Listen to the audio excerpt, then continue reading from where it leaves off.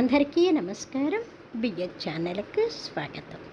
కన్యాదానం అయిపోయిన తర్వాత సుముహూర్తం సమీపించింది. సుముహూర్తంలో లగ్నాష్టకాలు వినండి. భువనత్రయే నివసతో దేవాన్ మనుష్యోరగాన్ సంస్థాతుం కరుణానిధిః కరుణయా మార్తాండవంశే యయౌ కౌసల్యా నిజగర్భసంభవభృతే జన్మస్య సాధారణే జాతే శ్రీరఘునాయకస్య జననం దేయాదిదం మంగళం.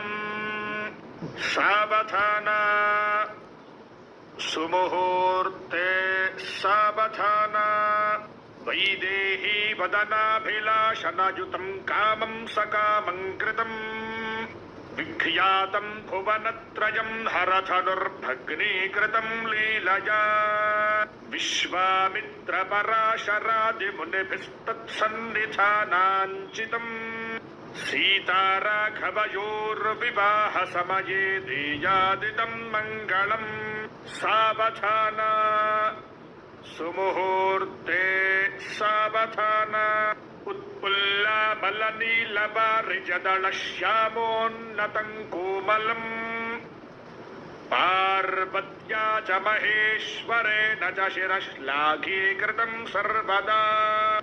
శాపాప్తిర్వరగౌతమస్య వనితా శైలా సుశీలా కృతా దంపత్యోరిహ వామభాగజనితం దేయాదిదం మంగళం.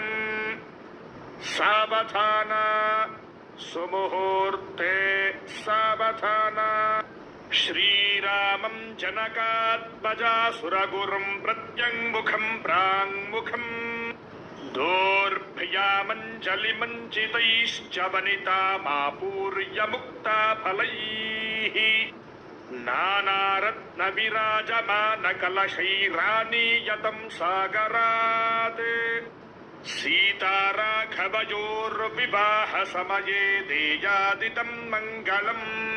సావధానా సుముహూర్తే సావధానా కళ్యాణం కమనీయకోమలకరైరార్ద్రాక్షతారోపణం కన్యాదానపురస్సరం సురగురోర్విప్రాశిషానుగ్రహం బాహ్వోః కంకణబంధనం దశగుణం మాంగళ్యసూత్రాన్వితం సీతారాఘవయోర్వివాహ సమయే దేయాదిదం మంగళం.